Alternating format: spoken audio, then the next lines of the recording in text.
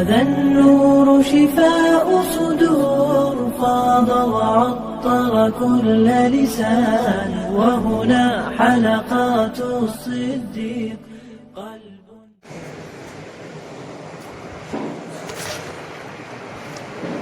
بسم الله الرحمن الرحيم نحمده ونصلي على رسوله الكريم أما بعد أعوذ بالله من الشيطان الرجيم بسم الله الرحمن الرحيم ولا تمدن عينيك إلى ما متعنا به أزواجا منهم زهرة الحياة الدنيا لنفتنهم فيه ورزق ربك خير وأبقى وأمر أهلك بالصلاة واصطبر عليها لا نسألك رزقا نحن نرزقك والعاقبة للتقوى. وقال النبي صلى الله عليه وسلم الدنيا ملعونة وملعون ما فيها إلا عالم ومتعلم أو ما والاهما. مجلس تو تھی باہمی ملاقات کے حوالے سے اور ہو گیا ایک تعلیمی سیمینار. بہرحال اب مجھے بھی اسی دھارے پہ بہنا پڑے گا جس پہ چل رہے ہیں، لیکن میری گفتگو کا عنوان ایک دم مختلف، اس لیے کہ ابھی تک جو لوگ بول رہے تھے ان میں سے کوئی ڈاکٹر ہے، کوئی پرنسپل ہے، کوئی اسکول کا مینیجر ہے، اور کوئی سوئی لگانے والا ڈاکٹر، کوئی پی ایچ ڈی ڈاکٹر. بہرحال اب ایک ٹھیٹ مولوی کھڑا ہے آپ کے سامنے. باہمی ملاقات کا معاملہ تھا تو پہلے تعارف کروایا جانا چاہیے تھا، ہر شخص کو اپنا تعارف کرانا چاہیے. میں عبدالرب قاسمی، میری پیدائش سنسار پور کی ہے، رہتا ہوں فروخ آباد. ٹھیک ہے.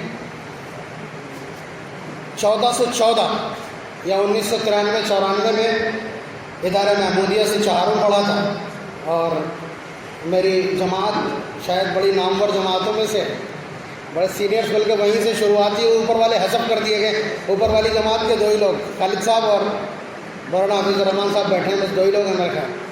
اس کے بعد ہماری جماعت ہے جس کے بڑے بڑے ارکان آپ نے دیکھے ہیں، میرے سوا سبھی لائق. مولانا عبدالحلیم اجمل میرے چچا، اس کے علاوہ مولانا سبیل الرحمان صاحب، جاوید صاحب پرنسپل بیٹھے ہوئے ہیں، بولے افتخار صاحب سنہولی کیا کہنے. اس کے علاوہ عبدالحسیب صاحب پکڑیا موجود نہیں ہیں، بولے عبدالرؤف کانٹ بھی نہیں دکھائی پڑ رہا. ٹھیک. اور مولانا توکل حسین صاحب، مفتی ریاضت صاحب جو اس وقت حیدرآباد میں، توکل صاحب موجود ہیں. اور حسن اتفاق کہ یہ سارے کے سارے دارالعلوم کے فضلاء، میری پوری جماعت دارالعلوم دیوبندی فاضل. ٹھیک ہے. اور میں نے اپنی آزاد زندگی کا آخری جملہ بھی یہی محمدی میں 2 نومبر 2002 جامع مسجد میں جمعے کی نماز کے بعد حضرت مولانا نظام الحق صاحب نوشمیہ ثق اللہ وسراہ کے سامنے بولا تھا. جی میں نے قبول کیا. آزاد زندگی کا آخری جملہ، یعنی آخری سانس بھی یہی لی تھی. یعنی یہ میری سسرال بھی ہے. ادارہ محمودیہ سے مجھے جانتے نہیں ہیں لوگ، لیکن ادارہ محمودیہ سے رابطہ بہت پرانا ہے. والد محترم نے یہاں پڑھا اور پڑھایا بھی. ٹھیک ہے. میں نے یہاں پڑھا، اہلیہ نے ردائے فضیلت یہیں سے حاصل کی. ابھی 2 سال قبل میرے بیٹے نے دوم یہیں پڑھا. ٹھیک ہے. تو جڑیں کافی گہری ہیں، وہ الگ بات ہے کہ تعارف نہیں ہے. اور اس وقت یہاں کا معیار تعلیم کیا کہنے، یہاں سے جا کر کے ہماری آدھی جماعت دارالعلوم میں داخل ہو گئی. بات آپ سمجھ رہے ہیں. تو اب مجھے جو کچھ عرض کرنا ہے وہ تھوڑا سا تلخ ہو سکتا ہے اور آؤٹ آف ٹریک بھی ہو سکتا ہے. اب تک جو کچھ چل رہا تھا یہ بتلا دیں کہ نبی اکرم صلی اللہ علیہ وسلم کی تعلیمات یا آپ کے ارشادات یا آپ کا ویو یا آپ کے تھاٹس یا آپ کے نظریات کبھی فرسودہ ہو سکتے ہیں، اشکار رفتہ ہو سکتے ہیں، پیمانہ ہو سکتے ہیں، آؤٹ ڈیٹڈ ہو سکتے ہیں. اگر نہیں، اور یہ آپ کو اعتراف کرنا ہوگا، ٹھیک ہے، تو پھر اس کے بعد یہ جو کچھ بھی ابھی تک منشور پیش کیا گیا، میں اس بات کا حامی ہوں. اور ایک جملہ عبدالحلیم اجمل صاحب نے بڑا تاریخی بولا تھا کہ علماء جو کچھ کر سکتے ہیں اس دھرتی پر کوئی اور طبقہ نہیں کر سکتا. میں اس میں اتنا اور جوڑ دوں کہ ہندوستان کے علماء جو کچھ کر سکتے ہیں اس دھرتی کے کسی بھی حصے کے علماء اتنا کام نہیں کر سکتے.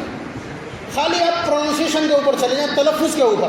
جتنا اچھا تلفظ ہندوستان کے علماء کر سکتے ہیں, اس دھرتی کے کسی بھی حصے کے علماء نہیں بول سکتے. یہی ہم یدھشٹھر کو بولتے ہیں, ٹھیک ہے, اسی زبان سے ہم آبھوشن بھی بولتے ہیں, ٹھیک ہے, اسی زبان سے فارسی کے تلفظ بھی ٹھیک ٹھاک کرتے ہیں, اور اسی سے ہم قرآن کریم کے الفاظ صحیح مخارج کے ساتھ ادا کرتے ہیں. دنیا میں کوئی اور نہیں جو اتنی ثقیل اور مشکل زبانوں کو بیک وقت پروننسیٹ کر دے یا اس کا تلفظ ٹھیک کر دے.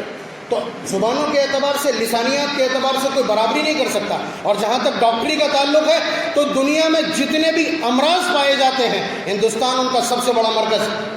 اس لیے یہاں کا ڈاکٹر جتنا قیمتی ہوتا ہے دنیا کے کسی بھی حصے کا, جن کا ٹمپریچر 4 اور 5 ہو, وہاں بیماری کہاں سے ہے؟ جہاں مچھر اور مکھی زندہ ہی رہیں وہاں آپ بتائیے کیا ہوگا؟ تو سب سے زیادہ قیمتی ڈاکٹر بھی ہندوستان کا ہوتا ہے. اس کے علاوہ نبی اکرم صلی اللہ علیہ وسلم کی تعلیمات کا خلاصہ, قلما خطب رسول اللہ صلی اللہ علیہ وسلم الا قال لا ایمان لمن لا امانت له.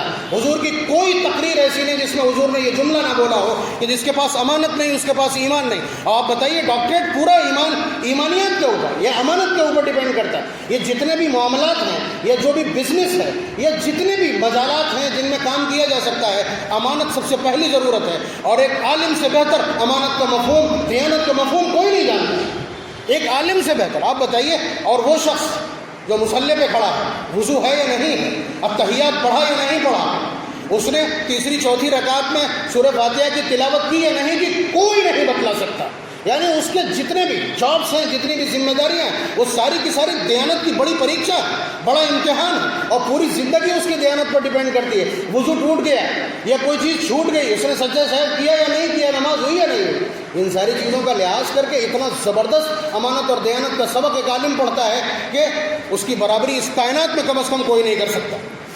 تو میرے کہنے کا صرف حاصل یہ تھا کہ جو لوگ ڈاکٹریٹ کی بات کر رہے ہیں, جو لوگ علوم عصریہ کی بات کر رہے ہیں, سچ یہ ہے کہ وہ سارے کے سارے خوشحالی اور خوش عیشی کی بات کر رہے ہیں. اگر میری اس بات پہ غلطی ہے تو ٹھیک ہے, لیکن جہاں تک آپ بتائیے KG1 سے لے کر کے اور PhD ہونے تک, MBBS ہونے تک, ٹھیک ہے, کوئی ایسا چیپٹر NCERT یا CBSE بورڈ کا یا اس کے سلیبس کا, اس کے نصاب کا کوئی ایک چیپٹر, کوئی ایک لیسن, کوئی ایک سبجیکٹ, کوئی ایک پیراگراف ایسا ہو جس میں یہ بتلایا گیا ہو کہ انسان یہ ہے, انسان کو اس لیے پیدا کیا گیا ہے, والدین کے حقوق یہ ہیں, یا بیوی کے حقوق یہ ہیں, یا شوہر کے حقوق یہ ہیں, یا اولاد کی تربیت کا طریقہ یہ ہے. یعنی 30 20 سال جس تعلیم میں لگا دیں اور اس میں ایک بات ایسی نہ ہو کہ جس سے پتہ چلے کہ ہم کسی کو انسان بنانے جا رہے ہیں یا تربیت دینے جا رہے ہیں. یہ صرف اور صرف اس کا ایم یہ ہے کہ اس کے ذریعے سے خوشحال زندگی بسر کی جا سکتی ہے. اگر آپ چلے جاتے ہیں انگلش میڈیم اسکولس میں, کانوینٹ اسکولس میں, تو اس کے بعد جو آپ اچھی مارکنگ کریں گے تو بڑی جاب آپ پائیں گے, اور پھر اس کے بعد آپ کی زندگی کورس میں لگژری گاڑی کھڑی ہوگی, اور اس کے بعد لاؤ لشکر ہوگا آپ کے پاس, آپ کے ساتھ میں گارڈ بھی چلیں گے. زندگی کا یہ دستور اور یہ خیال اگر ذہن میں ہے, یہ خیال ذہن میں ہے, تو میں کہتا ہوں کہ اس کی عالمانہ شان دفن ہو گئی. ابھی ایک جملہ آیا تھا جس میں یہ لفظ تھا کہ بخاری پڑھانے والا اور مونگ پھلی بیچنے والا برابر ہے. علوم نبوت کا امین اگر مونگ پھلی بیچنے والے کے برابر ہو جائے, آپ بتائیے اس کے بعد بچا کیا ہے. جبکہ میں یہ کہہ رہا ہوں اس دور کا PhD, اس دور کا MBBS اور اس دور کا MBA کیا ہوا شخص وہ مونگ پھلی بیچنے والے کے برابر ہے. مقاصد کے اعتبار سے میں مدلل کیے جا رہا ہوں اس کو. اس پوری تعلیم میں صرف سنگل سوتری فارمولہ ہے کہ آپ کو اچھی زندگی گزارنے کا موقع ملے گا, ٹھیک ہے, بڑی پوسٹ ہوگی, بڑا جاب ہوگا آپ کا. اگر پیسہ حاصل کرنا اس کا مقصد ہے, جیسا کہ سچ ہے, علماء کے بارے میں نہیں, باقی سب کے بارے میں تو یہ کہا ہی جائے گا جو اسکول کالجز میں داخل کر رہے ہیں, ان کا پیسہ, ان کا مقصد بھی پیسہ حاصل کرنا, اور اس مونگ پھلی بیچنے والے کا بھی پیسہ کیا ہے مقصد, پیسہ حاصل کرنا. بخاری پڑھانے والے کا تو یہ مقصد ہی نہیں, بخاری پڑھاتا ہے 10,000 روپے تنخواہ ہے, جتنے کی سرکاری اسکول میں پڑھانے والے ٹیچروں کا دودھ آ جاتا مہینے میں. بہرحال یہ ساری باتیں اپنی جگہ, اگر پیسہ حاصل کرنا ہی سب کچھ ہے, ٹھیک ہے, اور سیرت کے کوئی معنی نہیں ہے, تو مجھے یہ بتلا دیجئے کہ میں ان روایات کا کیا کروں. ابھی ایک جملہ بھی آیا تھا کہ پیسہ یا معیشت یا اکنومی سب سے بڑا پاور ہے. یہی وہ کفر ہے اس دھرتی کا جس نے تہذیبوں کا جنازہ نکالا ہے، جس نے رشتوں کو ملیامینٹ کیا ہے، اور جس نے انسانیت سے انسانیت چھینی. یہ اکلوتا نظریہ ایسا ہے. آپ دیکھیں، میں نے بیٹھے بیٹھے بھی 10-12 روایتیں علماء ہیں، آپ کے سامنے ترجمہ کرنے کی ضرورت نہیں ہے، میں سرسری طور پہ آپ کو پڑھ کے سنا رہا ہوں. یہ بات ذہن میں رکھیے کہ آپ کہہ چکے ہیں کہ نبی کا کوئی لفظ آؤٹ ڈیٹ نہیں ہوتا، یعنی نبی کا کوئی لفظ ایسا نہیں ہے جو زندگی کے کسی بھی لمحے میں ناقابل عمل ہے. مثلا اللہ تبارک و تعالیٰ نے حضور کی تربیت کی ہے تو کیا کی؟ لا تمدن عینیک الی ما متعنا بہ ازواجا منہم زہرۃ الحیاۃ الدنیا. ان کی طرف آنکھ اٹھا کر مت دیکھنا جن کو ہم نے دنیا کی چمک دمک دی. لنفتنہم فیہ، یہ سب کچھ ہم نے اس لیے دیا تاکہ ہم ان کی آزمائش کر سکیں. ورزق ربک خیر وابقی، اور آپ کا رزق، آپ کا رب جو رزق دے رہا ہے یہ بہتر ہے اور باقی بھی رہنے والا ہے. وامر اہلک بالصلاۃ واصطبر علیہا، آپ اپنے اہل و عیال کو نماز کا حکم دیجیے، خود بھی اس پر قائم رہیے. نحن نرزقک، روزی ہم دیں گے. لا نسألک رزقا، ہم آپ سے روزی کموانا نہیں چاہتے. اس کے علاوہ مقاصد کی بات آئی تھی کہ یہ مقصد نہیں، یہ مقصد نہیں، مولانا بننا مقصد نہیں، نماز پڑھانا مقصد نہیں، ابدیت مقصد ہے. وما خلقت الجن والانس الا ليعبدون ما اريد منهم من رزق وما اريد ان يطعمون. اگلا جملہ اپنے آپ کلیئر کر دے گا اس کو. علماء کی تربیت جب حضور نے کی ہے، باب فضائل العلم کی روایت ہے، ایاکم ومجالسۃ الاغنیاء، کہ خبردار مالداروں کے پاس بیٹھک مت بنانا. آپ بتلائیے، ہمارے جو علماء ہیں، آپ دیکھ رہے ہیں بھی صبح سے جو گفتگو ہو رہی ہے، یہ وہ علماء ہیں جو عالم ہونے کے بعد کود کر کے یونیورسٹی اور اسکولس میں پہنچ گئے. آپ دیکھ رہے ہیں بول کیا رہے ہیں. میری گزارش ان سے بڑی دیانت کے ساتھ، وہ میرے چھوٹے ہوں یا بڑے ہوں، گزارش کر رہا ہوں صرف حدیث کا ایک باب مطالعے میں رکھیں. اس لیے کہ ہم نے جب قرآن و سنت کو پڑھا تھا اس وقت ہم نے جو مطالعہ اور محنت کی تھی وہ صرف امتحانات میں نمبر حاصل کرنے کے لیے. جس شخص نے فارغ ہونے کے بعد حدیث کے متن کو پڑھا ہے اس نے عمل کے لیے اور دوسروں کو نفع پہنچانے کے لیے پڑھا ہوگا، اور جس نے حدیث کے متن کو چھوڑ دیا وہ نظریات کو بہکے گا.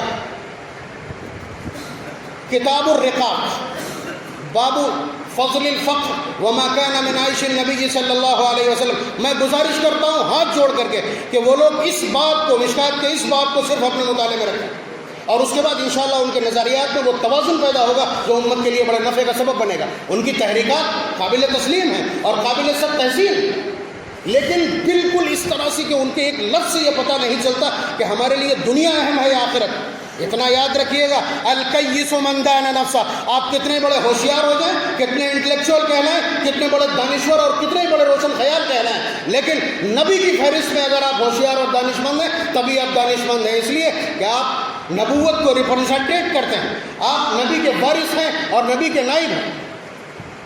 آپ بتائیے کیا کہا؟ لکل امت فتنہ وفتنۃ امتی المال.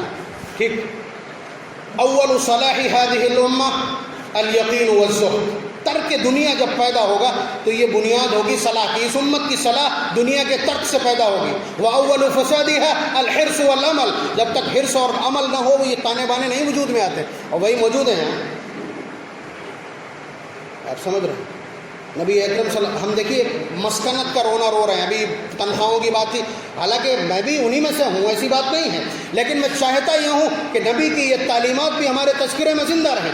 اللہ تعالیٰ کا کوئی تذکرہ نہیں، اس ڈیپینڈنس کا کوئی تذکرہ نہیں، اس انحصار کا کوئی تذکرہ نہیں. جبکہ آپ جانتے ہیں نبی نے صرف وفد نجران کے سوال کے جواب میں، جو سوال کیسا تھا، کیریئر ڈیفائننگ آنسر تھا نبی اکرم صلی اللہ علیہ وسلم کا. اس سے کردار طے ہوگا کہ حضور سچے ہیں، کہ روح کیا ہے، اصحاب کہف کون ہے، ذوالقرنین کون. حضور نے کہا کل بتا دوں گا. صرف اللہ تعالیٰ کا تذکرہ بھول گئے تھے، ورنہ یہ کوئی تصور نہیں کر سکتا کہ حضور بھی اللہ تعالیٰ سے کبھی غافل ہو سکتے ہیں. تو آپ کو معلوم ہے فہمائش ہوئی، کیا کہا، وَلَا تَقُولَنَّ لِشَيْءٍ إِنِّي فَاعِلٌ ذَلِكَ غَدًا إِلَّا أَن يَشَاءَ اللَّهُ. انشاءاللہ کہنا بھول گئے تھے، آئندہ سے ایسی غلطی یا تسامح نہیں ہونا چاہیے. آپ بتائیے علماء کی گفتگو کے دوران اگر یہ رنگ غالب نہیں ہے تو پھر کہاں سے آئیں گی وہ جھلکیاں؟ اللہ تعالیٰ کی ذات پر ہم انحصار کرتے ہیں، وہ جھلکیاں نبی کی سیرت کی جھلکیاں. مسکنت کہ غربت کے باوجود عزت سے جیا جا سکتا ہے، پیٹ پر پتھر باندھ کے بھی جیا جا سکتا ہے، اور نہتے ہو کر کے بھی جیا سکتا ہے، خالی ہاتھ رہ کر کے فاقہ کش ہو کر کے بھی آسمان سے سلامی آ سکتی ہے. یہ سب تصور کہاں ہے؟ اس تصور کو بھی زندہ رہنا چاہیے، بالخصوص علماء کی مجلس میں، ورنہ یہ گفتگو جو یہاں سن رہے ہیں، میں تو انہی میں رہتا ہوں جو تمام مریدوں زندگیوں سے روزانہ اس طرح کی گفتگو سنتا ہوں، پرسنل ڈیبیٹ پر مجھ سے یہ گفتگو ہوتی ہے۔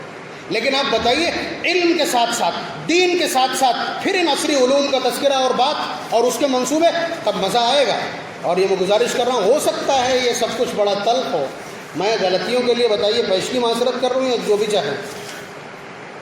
الدنیا سجن المؤمن وسنتہ، دنیا ایمان والے کے لیے قید خانہ اور قحط ہے۔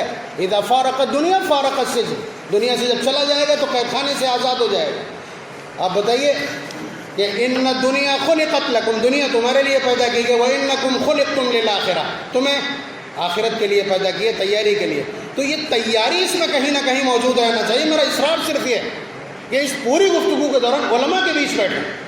اب بتائیے، جو علماء خالص قرآن پڑھا رہے ہیں وہ کمپلیکس میں چلے جائیں گے اس گفتگو کے بعد جو کی گئی؟ اس لیے میری گزارش یہ ہے، یہاں ساتھ جانے کیا کیا، لیکن اب بار ہونے لگے تو اچھا نہیں لگے گا۔ اب بتائیے، مولانا عبد الحلیم اجمل صاحب جو میرے چچا بھی ہیں، انہوں نے جس طرح سے بات کی کہ بزرگوں کے قصے کب تک سنتے رہیں گے، خدائے عز و جل کی قسم ان سے الگ رہ کر کے آخرت نہیں بنے گی۔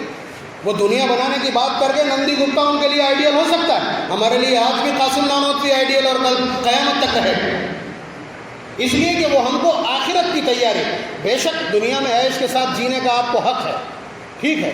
قارون سے بھی حضرت موسیٰ علیہ السلام نے کہا تھا وَلَا تَنْسَ نَصِيبَكَ مِنَ الدُّنْيَا، دنیا میں جو تمہاری ضرورت ہے اسے نہ بھولو مگر احسان کرو لوگوں کے ساتھ۔ بہرحال کہنے کا حاصل یہ ہے کہ پورا جو تانا بانا ہے اس تعلیم کا، یا پھر یہ کہ آپ لینگویج سیکھ رہے ہیں، زبان سیکھ رہے ہیں، تو خلیل الرحمن سجاد نعمانی کی طرح اپنے اس علم کا، اپنی ان ماہر لسانیات ہونے کا سیدھا استعمال کریں۔ آپ نے سنا ہوگا ان کا وہ 6 منٹ کا ویڈیو جو انہوں نے نیوزی لینڈ کی پرائم منسٹر جیسنڈا آرڈرن کے لیے سینڈ کیا تھا۔ آپ بتائیے، زبانوں کو اگر اس طرح استعمال کیا جائے تو واقعی اسلام کو فائدہ ہوگا، ورنہ حاصل یہ ہے جو ڈاکٹریٹ میں چلے گئے ان میں سے کسی کی داڑھی ختم ہو گئی، کسی کا پاجامہ ٹخنوں سے نیچے کھسک گیا، اور کسی کا کرتا چھوٹا ہو گیا، اور کسی کی داڑھی پر کالا خضاب ہو گیا۔ ٹھیک ہے آپ کے لیے جائز ہو، مگر نبی اکرم صلی اللہ علیہ وسلم کے اگر اقوال صبح قیامت تک زندہ ہیں تو یہ سب کچھ ناجائز ہے اور ناجائز رہے گا۔ اس کو ناجائز قرار دیتے ہوئے اگر آپ ترقی کی کوئی راہ سجا دے تو فبیہا، ورنہ بہت بہت معذرت۔ اللہ تبارک و تعالی ہمیں اس علم کے ساتھ، اس دیانت کے ساتھ، نبی اکرم صلی اللہ علیہ وسلم کی سیرت کے ساتھ، اور اس فنڈامنٹلزم کے ساتھ، اور اس قدامت پسندی اور دقیانوسی کے ساتھ زندہ رہے جو ہم کو نبی اکرم صلی اللہ علیہ وسلم کی سیرت اور وراثت کی صحیح امانت کو آگے بڑھانے کا داعیہ پیدا کرے اور اس سلسلے میں ہماری معاون ہو۔ تمام تلخیوں کے لیے معذرت کے ساتھ السلام علیکم۔